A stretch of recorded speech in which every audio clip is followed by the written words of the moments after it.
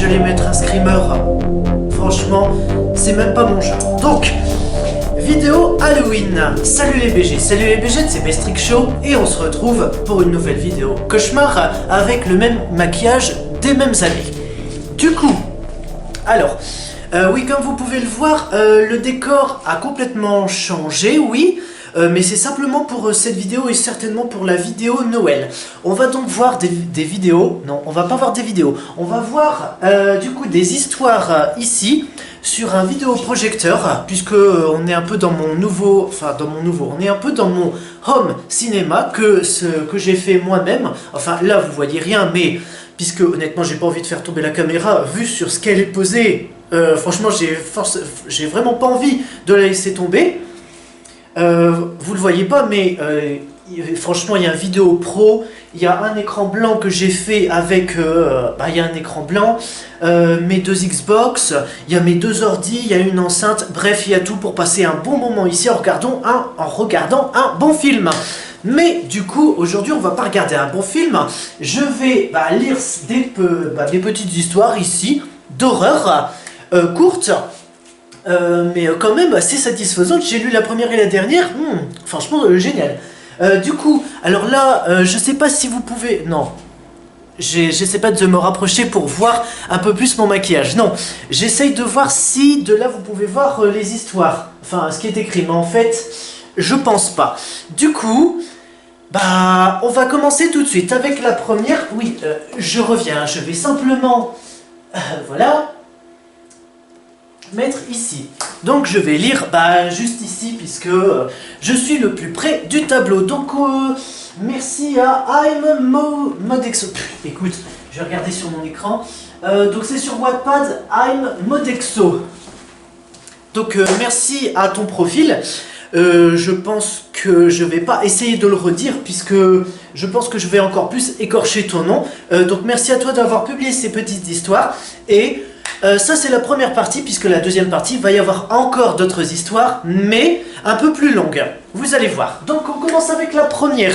J'essaye en même temps de bien me cadrer. Donc là, tu vois, je pense que c'est bien. Tu vois, ça fait un peu élève, vous et moi professeur. Et ici, tableau. On commence avec la première. La fille aveugle. Ma petite fille aveugle m'a dit que son chien n'arrêtait pas de lui lécher la main. C'est normal, hein.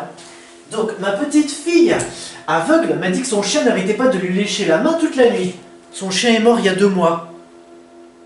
J'ai vu ça, je me suis dit, alors ça annonce que du bon. Franchement, rien ne nous précise, enfin je suis pas en train de remettre en doute la parole de la personne qui a écrit, que l'histoire soit vraie ou fausse. Mais est-ce que... on nous a rien précisé d'autre, donc on ne nous a pas précisé si ils avaient repris un autre animal de compagnie, que ce soit un chat ou un chien. Donc on va admettre que oui, ils n'ont pas repris d'animaux et donc c'est peut-être son fantôme. La deuxième histoire, le miroir. J'ai entendu quelqu'un taper au carreau de la salle de bain toute la nuit, puis je me suis rendu compte que le bruit venait de derrière le miroir.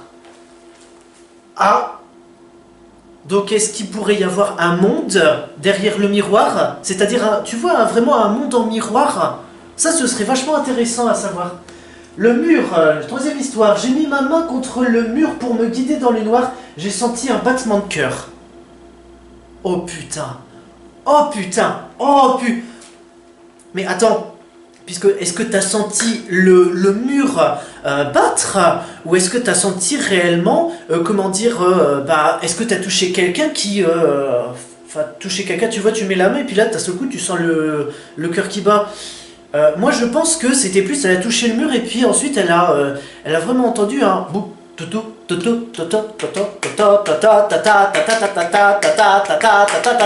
Je sais, je suis pas possible.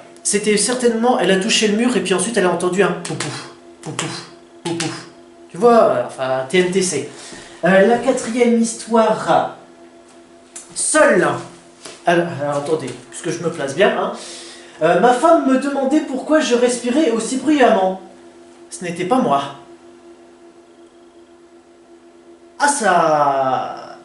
Ah bah maintenant, je pense pas que maintenant tu vas dormir sereinement, hein. Ah, puisque si tu sais que c'est pas ton mari qui respire comme ça, je peux te dire qu'honnêtement, soit tu fais appel à un médium, soit tu fais appel à un détonateur, hein, clairement.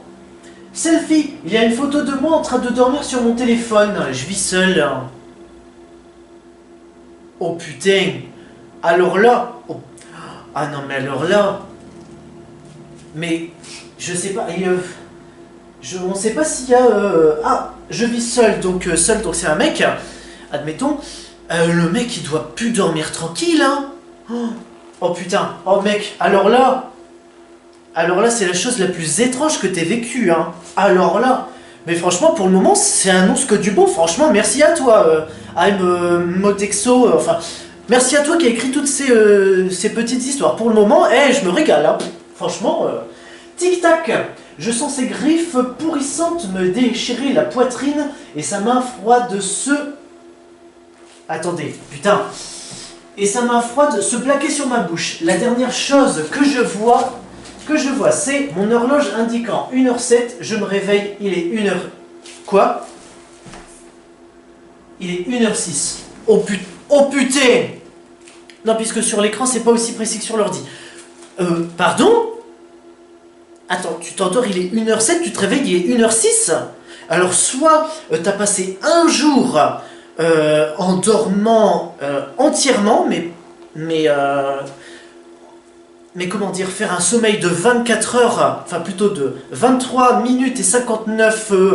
enfin, de 23 heures et 59 minutes d'affilée. Non, ça c'est pas possible. Hein. Donc là, honnêtement, même moi, je peux même pas expliquer ça.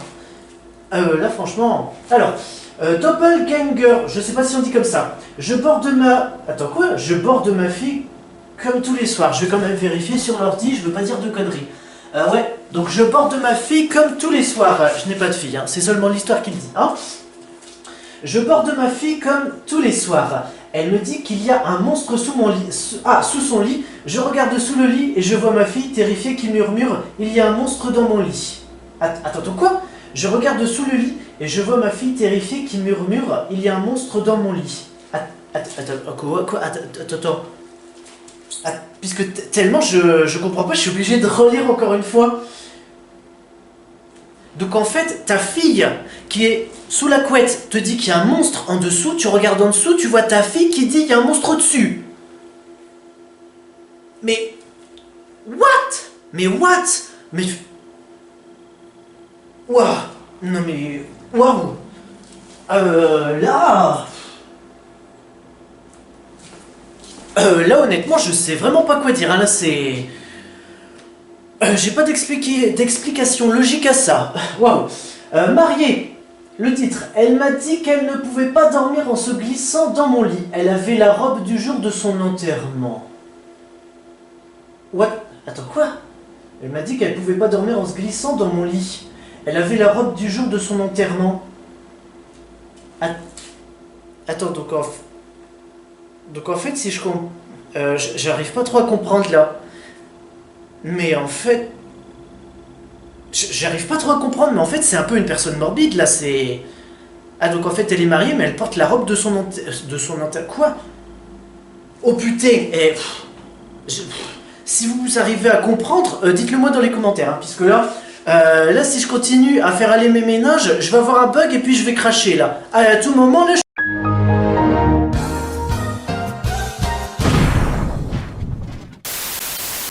Viens ici. J'entends ma mère m'appeler depuis l'étage. Alors que je monte les escaliers, ma mère me tire en arrière et me dit « J'ai entendu cet appel, ce n'était pas moi. » Oh putain, oh putain.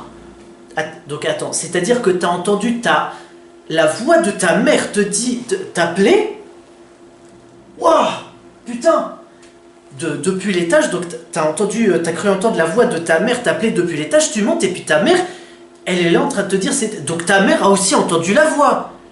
Oh putain. Alors là, c'est certainement un fantôme qui veut pas vraiment du bien. Hein. Œil de chat. J'ai toujours cru que mon chat me fixait tout le temps. En fait, il regardait toujours juste derrière moi. Oh putain.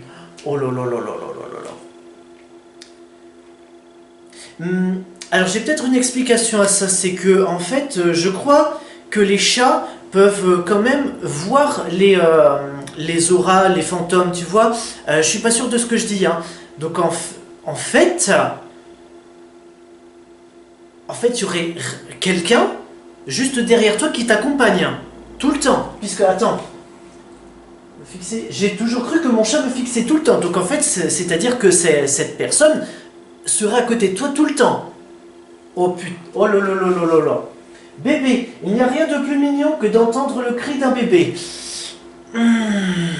Ça dépend, hein. Puisque si chiale waouh waouh waouh et qui pourrait faire même la sirène des pompiers, non non non non, je pense pas, hein.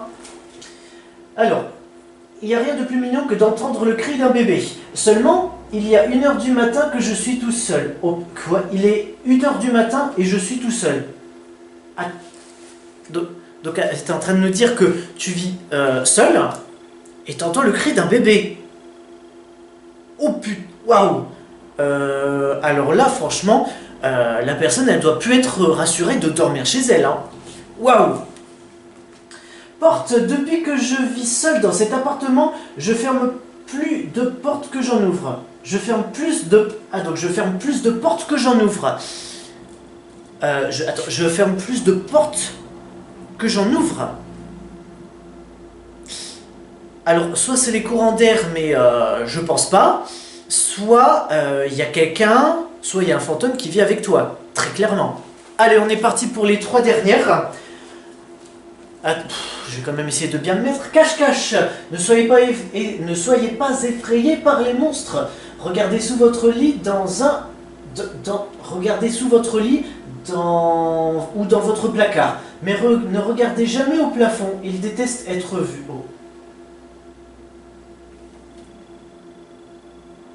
Oh putain. Alors, oh putain. Et la chute. Alors là, c'est époustouflant, monumental. Alors là, franchement, si... À toi qui as écrit ces petites histoires, si c'est toi qui as écrit ça et que tu as imaginé ça, franchement, alors là... Waouh. Ah, c'est génial. Alors là, franchement, je veux une 2e édition pour Halloween prochain. Alors là, cette fois-ci, je veux pas 15 histoires courtes comme ça. Ah non, j'en veux minimum 20. Hein. Alors là, c'est un message, hein. Si tu regardes cette vidéo, c'est un putain de message. T'as 1 année pour concocter tout ça. Alors, vraiment, me déçois pas l'année prochaine. Hein. Mais quand même... Attends, donc t'es en train de nous dire que depuis tout ce temps, les monstres sont simplement au plafond? T'as beau regarder dans le placard ou sous ton lit, ils sont pas là. En fait, les monstres, ils aiment jouer à cache-cache, quoi. Et c'est là que tu fais, donc là tu te couches et puis là tu ouvres les yeux, et ben il est là le monstre. Oui, mais après, quel genre de monstre? Si c'est une grosse araignée, oui, ça c'est un gros monstre, hein.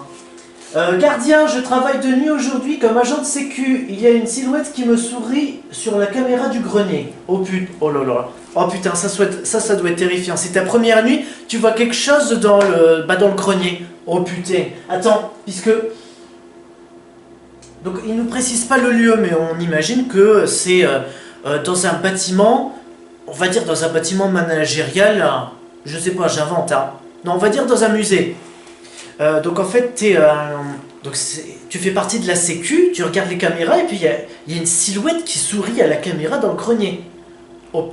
Ah non, mais comment tu dois pas être rassuré? Ah bah si ton heure de ronde, enfin, si tu viens de commencer...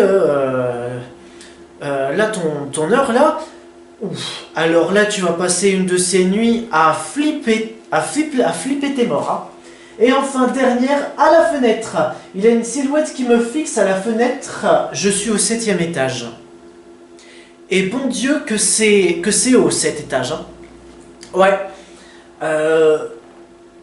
Attends, il y a une silhouette qui me fixe à la fenêtre. On ne sait pas où se trouve cette silhouette. Mais on imagine que cette silhouette se trouve tout en bas de la rue. Mais tout en bas de la rue, mais tout de suite en bas de la rue ou un peu plus loin et... Ça va nous retourner le cerveau là. Mais franchement, je veux une deuxième édition. 20 petites histoires courtes comme ça, mais intenses, l'an prochain. Si tu vois cette vidéo, je te mets au défi. T'as un an pour le faire. Inch'Allah. Maintenant, on passe à la deuxième partie de la vidéo. Alors, cette fois-ci, on va regarder... on va lire plusieurs histoires qui sont un peu plus longues. Je vais voir déjà combien on va en voir. Donc, il y en a une... deux, 3 et à la limite 4. Ok, donc Ah bordel. On commence avec la première histoire, appel provenant d'un mort. J'ai vu ce titre, je me suis dit, oula, ça annonce que du bon. Allez. Bah putain, pourquoi j'ai pas fait ça depuis le début, depuis le début de la vidéo, bordel, je vais arriver à articuler moi. Comme ça au moins on voit l'écran. Bien. Le 12 septembre 2008, 2 trains se sont rentrés dedans dans le district de Chatsworth. Oh putain, je sais pas comment on prononce. Dans le district, bordel, on va dire dans la TC de Chatsworth, à Los Angeles, tuant 25 personnes. L'un des passagers à bord était Charles Peck, ou Peak, je sais pas, qui voyageait de Salt Lake City pour un entretien d'embauche à LA. Il avait grand espoir d'être embauché et comptait épouser sa fiancée Andrea Katz s'il réussissait, puisque celle-ci vivait en Californie. Donc là on part sur une situation où le mec est franchement bien. Enfin franchement bien, tu vois il a l'air confiant, il va passer un entretien à LA. LA c'est quand même pas rien. On ne sait pas, on n'a pas plus de précision sur ce qu'il était, ce qu'il voulait faire ou ce qu'il allait faire. Mais ça n'a pas d'importance. Attends, puisqu'il faut aussi que... Oui, je dois tout le temps garder un œil sur ma position. Hein. Les 11 heures qui ont suivi le crash, le téléphone portable de Peck, on va l'appeler Peck, a appelé de nombreuses fois sa fiancée, son fils, son frère, sa belle-mère et sa sœur. Bah t'as une grande famille, waouh. En tout, sa famille a reçu près de 35 appels, ça fait vachement beaucoup. Si il t'appelait 35 fois, c'est que c'était réellement urgent. Quand il répondait, il n'entendait que le bruit des parasites. Ah, donc c'est-à-dire que des parasites. Donc en fait, c'est un peu c'est un peu la version du brouillard sur la télé. C'est un peu ça, le bruit. C'est un peu pour vous donner une image. LOL, quel jeu de mots, ou plutôt un son. Bien. Il n'entendait que des bruits parasites. Quand il rappelait, les appels allaient immédiatement vers la boîte vocale. Sa famille était restée optimiste et pensait que Charles était vivant dans les décombres et essayait de les joindre. Oui, c'est vrai qu'on pourrait penser ça, qu'il essaye, tu vois, il peut pas parler, mais qu'il les appelle quand même pour peut-être qu'on arrive à le localiser, qu'on envoie des secours. C'est vrai qu'on pourrait penser comme ça. Quand l'équipe de recherche a tracé le signal de son téléphone, ah bah finalement ils l'ont fait. Ils ont découvert son corps dans une des premières voitures. Dans 15... Attends, puisque là je vois pas du tout. Ah là, puisque je crois voir 15, mais en fait non. Là où il y avait eu le plus de blessés, de victimes. Ils ont conclu après un examen légiste qu'il était mort sur le coup et qu'il n'aurait jamais pu passer ses appels. Oh putain. Ce qui est le plus bizarre, c'est qu'ils n'ont jamais retrouvé le téléphone. Oh putain. Oh lolo. Attends. Puisque, donc t'es en train... T'es en train... Bah oui, il était en train.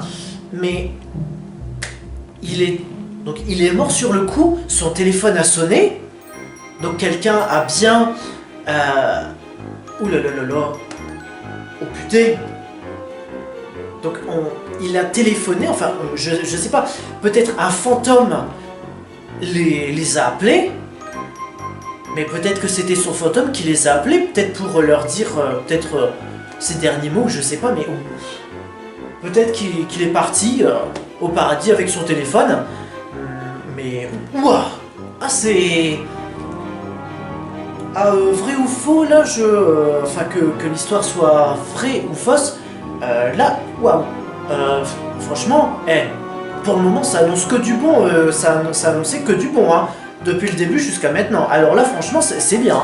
L'histoire étrange d'Elisa Lam. Oui, j'ai lu depuis mon ordi puisque bah je vais pas forcément mettre...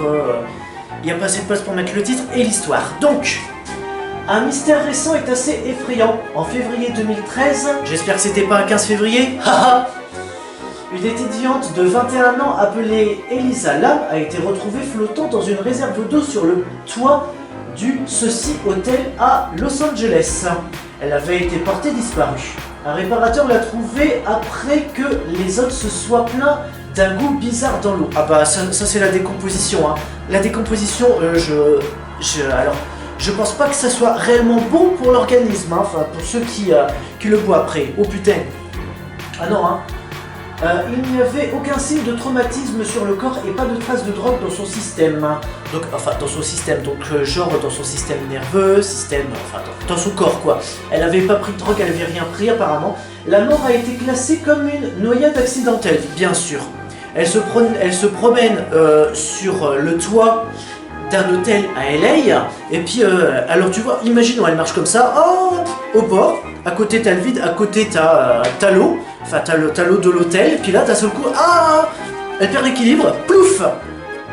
Et puis, alors elle plonge, enfin elle tombe dans l'eau et puis elle sait pas nager.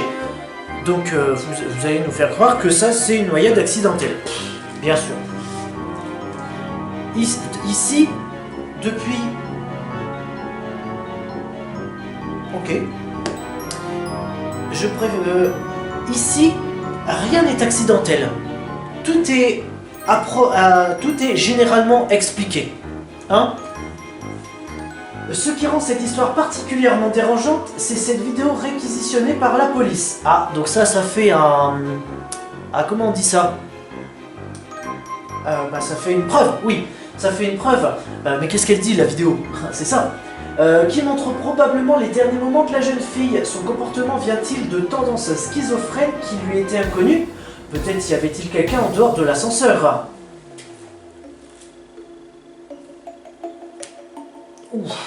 Franchement, je peux pas réellement dire là pour le moment, puisque... Non mais, franchement, s'il y avait quelqu'un avec elle, je pense qu'ils l'auraient mis dans l'histoire là bien avant.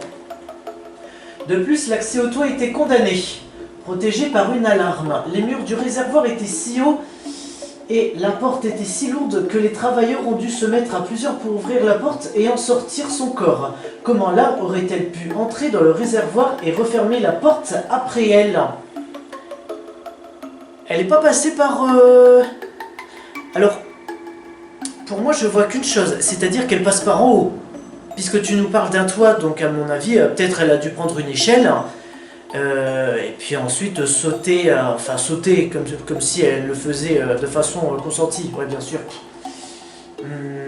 Mais là franchement, oula, là ça commence un peu à se complexifier, et ça on commence un peu à aimer. Vous devez vraiment voir la vidéo pour vous rendre compte à quel point c'est bizarre. Rappelez-vous, aucune drogue ni aucun alcool n'ont été retrouvés dans son système, enfin dans son corps. Donc vous êtes en train de... Donc la police a classifié ça donc, comme noyade accidentelle, mais c'est vrai que si l'accès a été condamné et qu'il fallait se mettre à plusieurs pour ouvrir la porte, oui, comment elle a fait pour se retrouver dedans? Alors ça c'est un truc... même moi là je peux même pas expliquer. Donc c'est pour ça que, histoire suivante, des emails envoyés depuis la tombe. Alors là, j'imagine que ça doit être comme la première histoire qu'on a lue. Ok, c'est bon, vous êtes toujours là, même si vous êtes un peu penché. Jack Froese. Écoute, on va t'appeler Jack Frost, hein, comme un peu, ça sonne un peu Jack Frost, mais Jack Frost, voilà. Jack Frost est mort d'arythmie en juin 2011 à l'âge de 32 ans. C'est tragique, mais pas d'aspect bizarre, pas encore. En novembre de la même année, donc novembre 2011, ses amis ont reçu un email de son compte. Ah, ça c'est... Alors soit quelqu'un... Alors si on s'arrête là, soit quelqu'un a récupéré son email, soit c'est sa famille qui a récupéré l'email, voilà. Ses amis ont tous reçu un email de son compte signé à son nom. Ses amis et sa famille sont formels, personne n'avait son mot de passe et personne ne pourrait avoir hacké son compte. T'es sûr? Puisque... T'es sûr qu'on peut pas hacker la messagerie de quelqu'un? Je pense qu'il y a... Je pense que c'est pas possible, mais bon, le risque zéro n'existe pas, donc peut-être hacker. Mais déjà, ce serait bien de savoir ce que disait cet email, hein. Et pourtant, les emails contenaient des informations personnelles que seul Jack pouvait connaître. Alors ça n'a même pas besoin de décrire tout l'email. Là, c'est assez... là, c'est assez direct, hein. Un email à un ami impliqué de nettoyer ce bordel dans le grenier qui faisait référence à une conversation que les deux avaient eue en privé peu avant sa mort. Oula! Un email à son cousin disait qu'il savait que tu te briserais ta cheville, une blessure qui a eu lieu une semaine avant l'arrivée de... Attends, une semaine avant l'arrivée de l'email. Oula! Donc c'est-à-dire qu'il s'est brisé la cheville et l'email disant qu'il s'est brisé la cheville est arrivé après. Oula!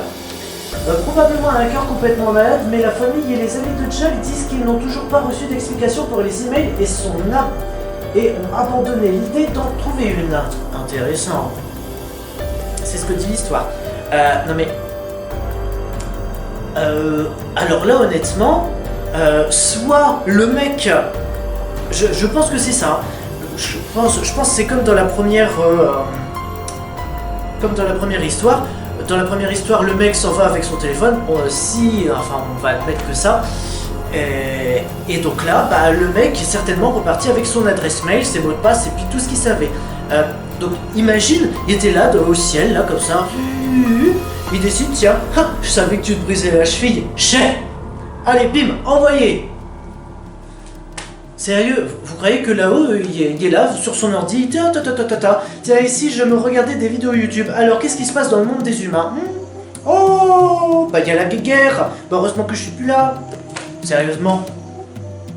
Bienvenue dans la maison hantée. C'est la dernière histoire de cette vidéo. Oui, très clairement. On va s'arrêter sur cette dernière histoire, oui. Alors attends, voilà. On dirait une histoire tout droit sortie d'un roman d'épouvante. Le train fantôme habité par des vrais cadavres. Alors ça, pour que ça rende l'effet encore plus réaliste, alors là, j'imagine que le budget y est passé. L'histoire du parc d'attractions de New Pike, je sais même pas si on dit ça, de New Peak à Long Beach en Californie est cependant vrai.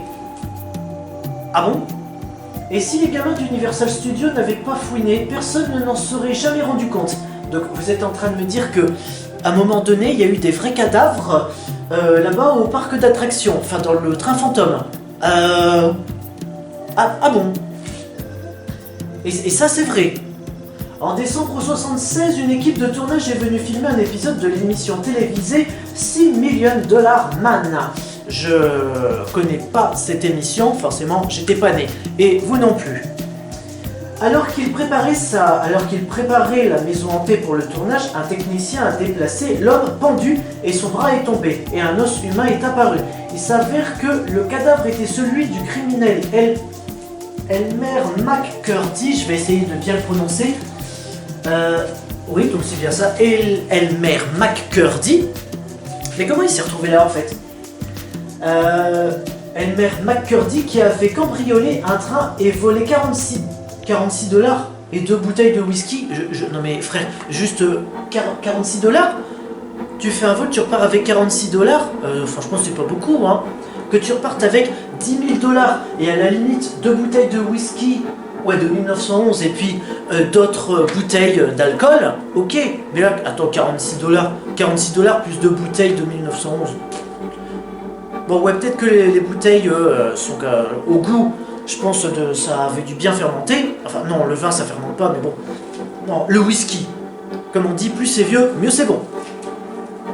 Avant la découverte du corps par Universal Studios, l'homme était resté pendu dans la maison hantée durant 4 ans. Oh putain, durant 4 ans? Mais les gens qui travaillaient au parc d'attractions, ils ont pas senti une odeur bizarre? Puisqu'attends, il est là depuis, il a été pendu, ou il s'est pendu de là-dedans, et son corps a été retrouvé 4 ans après. Vous vous foutez moi là. Les clients pensaient simplement que c'était un mannequin. Mais oui, forcément, puisque c'est tellement réaliste que, en fait, c'était bien réel, c'était un vrai cadavre. Ça m'étonne que ça a été découvert que 4 ans après. Découvrez en page 2 un cannibale mangeur de... Oh là là. Alors là, j'ai peur... Là, tous les mecs, là, on a peur pour notre... Oui, puisque c'est ça, le cannibale, il mange ça. Une femme enterrée vivante et bien d'autres histoires effrayantes. Mais on va s'arrêter là. Les clients pensaient simplement que c'était un mannequin. Ils pensaient que Elmer McCurdy était un mannequin. Alors, oh putain, waouh. Alors là, si l'histoire est vraie, l'Universal Studios, il a peut-être dû passer un procès, hein. Puisque bon, même si Universal Studios n'est pas à l'origine du meurtre, enfin du meurtre, de la pendaison, je pense, et le cadavre est quand même resté 4 ans ici, sans... Mais attends, puisque ce que je comprends pas, c'est que un cadavre, ça se décompose généralement assez vite, enfin en quelques semaines, et puis surtout il y a l'odeur. Mais là, 4 ans, et puis surtout, attends, on voit une image. Donc admettons que ceci soit réellement Elmer McCurdy. On admet, je vais pas chercher à savoir si c'est réellement lui ou pas, mais admettons que ce soit réellement lui. Vous le voyez pendu pendant 4 ans à Universal Studios à tous les Halloween. Mais... Et comme ça, son corps il bouge pas. Mais si son corps s'est pas décomposé, mais c'est même pas un miracle, c'est un mystère, un putain de mystère. Mais clairement, ils pensaient que c'était un mannequin, donc ils ont dû payer plus. Non, je déconne, mais waouh, là quand même, waouh, là vous avez fait fort. Et par contre, alors franchement, je me suis régalé. Je me suis régalé de la vidéo, franchement. Ouais, très clairement. Hein. J'ai été satisfait du début à la fin. Les petites histoires, attendez, j'essaye de bien me mettre. Les petites histoires, les histoires un peu plus précisées. Waouh, c'est un truc de dingue. Franchement, j'ai apprécié. Hein. Sur ce, les BG, les BG, si cette vidéo vous a plu et que ces histoires, ces mini-histoires vous ont plu, likez, commentez, partagez à l'écrivaine de Wattpad que franchement je veux une deuxième édition pour Halloween prochain et qu'elle voit d'abord cette vidéo pour ensuite bûcher. Abonnez-vous et activez la cloche pour ne rater aucune notification. Je rappelle que actuellement je fais une pause sur YouTube. Oui, mais il y a des gens qui vont pas comprendre. Là, je fais actuellement une pause, mais pourtant je sors une vidéo. Alors, comment vous dire? J'ai sorti une vidéo temporaire qui a été supprimée. Enfin, bon, là même si on tourne pas le jour d'Halloween, j'ai une vidéo temporaire que j'ai sortie, on va dire, une semaine avant le 31 octobre. Et là, je sors une vidéo temporaire qui va être supprimée, mais combo, qui va être supprimée le 1er novembre. Là, je sors la vidéo Halloween et je vais sortir la vidéo Noël en décembre. Et je suis en train de dire que je fais une pause sur YouTube. Pour ceux qui n'auraient pas compris, je fais une pause sur YouTube, c'est-à-dire que pour le moment, je ne sors pas, je fais une pause, c'est-à-dire que je ne sors pas, j'arrête de sortir des vidéos le mercredi à 15 h pour le moment, je fais une pause, j'arrête pas de le dire, pourquoi je me répète, fait chier. Mais néanmoins, tout ce qui est genre événementiel, Halloween et Noël, ça, je sors.